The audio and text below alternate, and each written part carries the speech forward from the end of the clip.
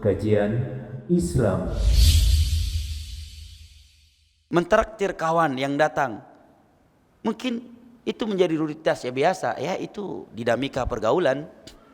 Kita turun ke tempat dia, dia traktirin kita. Ketika dia turun ke tempat kita, kita yang traktirin dia. Itu hal yang biasa. Ini etika dalam persahabatan. Tetapi tatkala kita meniatkan ibadah karena Allah, keutamaan sedekah yang Allah anjurkan, mengingat keutamaan memberikan makan kepada keumuman manusia, apalagi makanan yang kita berikan itu kepada orang yang bertakwa, yang Nabi katakan la ya'kulu ta'amaka illa taqi. Usahakan kamu tidak memberikan makanan dengan tujuan keakraban kecuali orang yang bertakwa kepada Allah.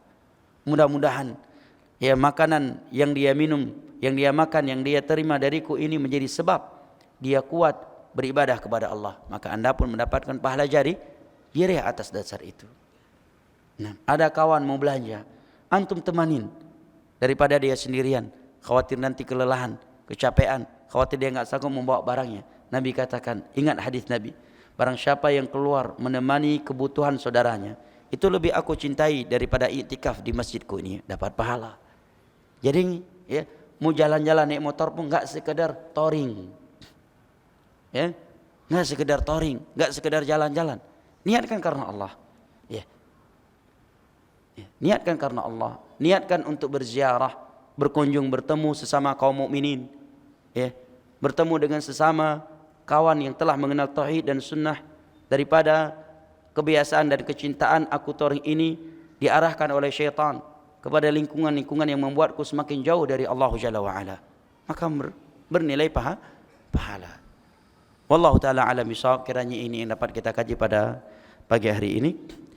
Di sini ada pertanyaan, afwan Pak Ustadz, apakah boleh jika ana punya keyakinan bahwa masjid adalah tempat yang paling aman, karena masjid yang paling dicintai Allah adalah masjid, oleh karena itu ketika di dalam masjid ana tidak memakai masker karena sudah merasa aman.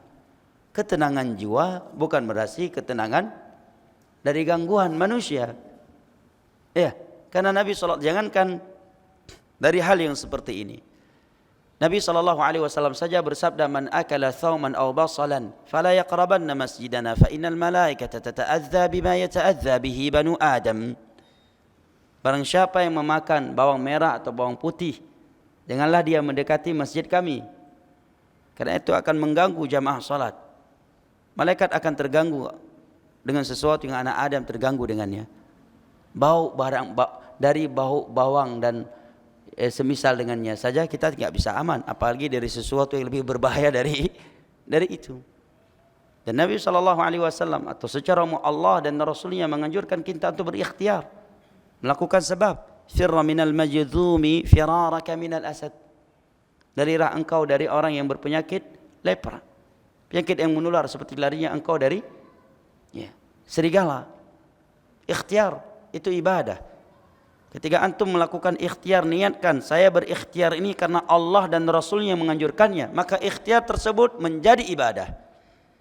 Bukan sekedar prokes yang dianjurkan oleh pemerintah, tetapi karena itu adalah ibadah, karena Allah dan Rasulnya memerintahkan kita berikhtiar. Nabi menggunakan topi perang. Nah, dalam perang berikhtiar, apalagi itu menjadi suatu aturan di sebuah masjid. Enggak etis, enggak ada akhlak ente. Ya, kalau menentang aturan tersebut dan aturan itu tidak menyelisih agama Allah. Wa'tul buyuta min abwabiha, masuklah sebuah rumah melalui pintu-pintunya, ikut prosedurnya, menghargai orang lain. Adapun hadis yang melarang salat dengan menutup mulut, yang sahih itu hadis yang dhaif. Penjelasan sebagian ulama hadis, itu adalah hadis yang dhaif. Seandainya hadis itu dikatakan sahih, maka kata para ulama hukumnya makruh, dan hukum sesuatu yang sifatnya makruh itu menjadi hilang tatkala ada hajah al-massah. Ini salah satu dari kaidah yang ma'ruf dalam ilmu fikih. Maka menjadi hilang karena ada suatu kebutuhan yang sangat mendesak. Sebagaimana sesuatu yang haram diharamkan karena sebagai wasilah kepada haram, bukan haram lidzati, menjadi boleh karena kondisi darurat. Demikian penjelasan dari para ulama kita. Yang berikutnya, saya ingin mengingatkan dalam hal ini, COVID-19 ini sudah cukup sebagai musibah untuk kita jamaah. Jangan antum tambahkan dengan musibah yang lebih besar dalam menyikapi COVID. Apa itu? Perselisihan sesama kita dalam menyikapinya. Kesaklekan sebagian kita dalam menyikapinya. Fatwa ulama telah ada dan mereka sendiri terjadi kesilangan pendapat di kalangan mereka. Adapun di Saudi pendapatnya satu, rapi dan tersusun. Ulama kibarnya, yang resmi sebagai ulama Lajnah Daimah maupun yang luar Lajnah Daimah, tidak ada perselisihan dari mereka di antara mereka dalam menyikapi COVID ini. Tapi di sana ada pendapat-pendapat sebagian ulama di luar Saudi. Mereka ulama sunnah dengan pendapat yang berbeda, tetapi tidak membuat mereka berpecah belah, saling sindir menyindir di dunia media sosial. Nyir-nyir, ini orang-orang yang nggak punya kerjaan ini. Yang safnya jarang nyinyir kepada jamaah yang safnya rapat. Yang safnya rapat nyinyir kepada jamaah yang safnya kurang rapat. Ini orang-orang yang kurang kerjaan ini. Mereka biasanya para pembuka pintu fitnah di medan dakwah. Mereka perusak dakwah di dunia maya. Kurang kerjaan. Apa susahnya kita berlapang dada dalam hal-hal yang ulama kita sendiri berlapang dada? Dalam hal-hal yang sifatnya an-nawazil, masalah-masalah kontemporer. Dan bukan masalah akidah. Bukan masalah prinsip dari prinsip-prinsip yang membedakan antara ahlu sunnah dengan ahlul bidah. Tapi hal-hal yang para ulama kita sendiri bersilang pendapat dan mereka saling berlapang dada. Kenapa kita penuntut ilmu agama tidak berlapang dada? Abdullah bin Mas'ud itu berpendapat qasar salat dalam safar wajib, tidak boleh 4 rakaat. Tetapi begitu Utsman bin Affan melakukannya 4 rakaat zuhur di Mekah, beliau ikut salat di belakangnya. Ditegur oleh muridnya, lah tadi katanya kasar wajib, ini Utsman salat 4 rakaat, lu salat di belakangnya. Apa kata Abdullah bin Mas'ud? Al-khilafu syar. Perselisihan itu buruk. Karena dalam hal yang sifatnya muktabar. Beda halnya dalam hal-hal yang kita tidak boleh saling berselisih.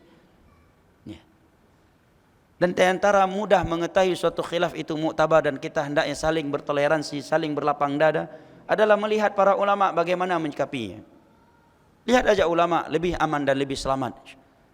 Syekh Shalih Al-Fauzan, Syekh Abdul Muhsin Al-Abbad yang umurnya sudah hampir 100 tahun di atas tauhid dan sunnah ini. Al-Lajnah Ad-Daimah, ulama-ulama kibar yang lain di negeri Yaman dan yang lain. Lihat saja bagaimana mereka menyikapi suatu permasalahan yang kontemporer. Ikuti mereka, lebih aman dan lebih selamat bagi seorang penuntut ilmu agama. Musibah perpecahan dalam menyikapi COVID-19 demi Allah itu lebih besar musibahnya daripada musibah COVID itu sendiri. Dan itu yang diinginkan oleh syaitan dari para penuntut ilmu agama. Nah, wallahu ta'ala a'lam bishawab. Ada lagi? Baik, kiranya ini yang dapat kita sampaikan pada kesempatan kali ini. Lebih dan kurangnya saya mohon maaf. Semoga Allah Jalla wa'ala kembali mempertemukan kita di majlis bulan depan dengan kondisi iman dan amal salih yang lebih sempurna, dan di dalam syurganya pada hari kiamat kelak ma'an nabiyyin was-siddiqin wasyuhada'i was-salihin wa hasuna ulaika rafiqa. Amin ya rabbal alamin. Innahu waliyyu dzalika wal qadiru alaih. Wa sallallahu ala nabiyyina Muhammad wa ala alihi wa sahbihi wasallam. Afwan, sebelumnya ana baru ingat siapa kawan kita BKM yang kena stroke. Ana dengar beliau stroke ya. Bang Ijay, Masya Allah. Jangan antum lupakan beliau dalam doa antum. Semoga Allah memberikan, sudah sembuh. Semoga Allah Jalla wa'ala memberikan kesembuhan yang sempurna dan segera untuk beliau. Mudah-mudahan kita diberikan kelapangan waktu untuk membesuk beliau. Barakallahu fikum. Subhanakallahumma wa bihamdik. Asyhadu an la ilaha illa anta astaghfiruka wa atubu ilaik. Wassalamu alaikum warahmatullahi wabarakatuh.